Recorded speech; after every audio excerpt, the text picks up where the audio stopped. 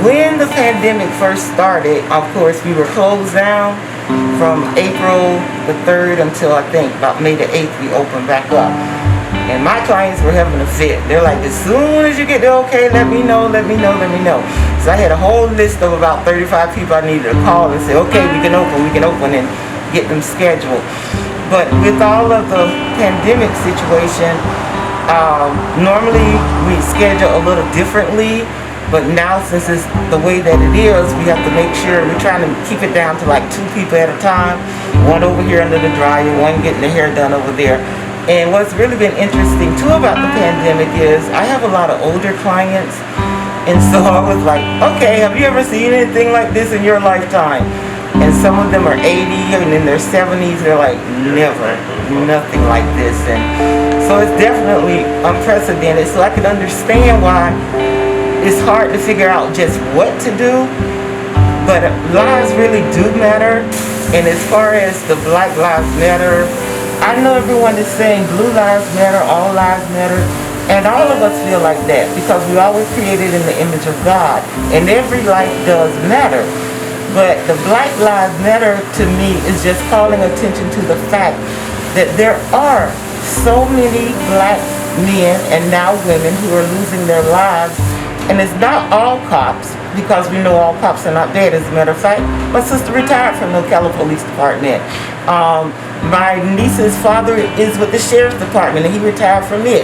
We've got a lot of friends that work on it. It's not all cops, but it's too many, and that's the problem.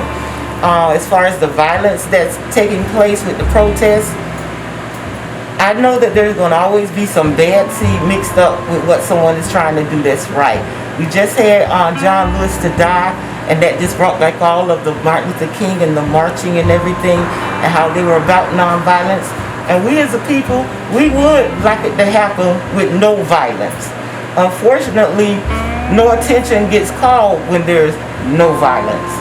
So I'm sad to say that maybe the violence is going to continue. I wish that they would stop it because it's making it hard for the peaceful demonstrators.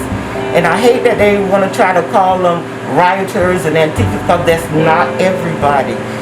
Just like it's not every white person that's racist. It's not every black person that's out there marching that's vicious and want to destroy stuff. Because some of us, like me, we have our businesses, and more than over half of us, 90% of us are hardworking people that work for what we have, and we want it to be okay. So I hate that they trying to paint Black Lives Matter as something that's vicious and bad, instead of really looking at what's the root cause of the problem, that we have some people in law enforcement that should not be there because their motives are not right.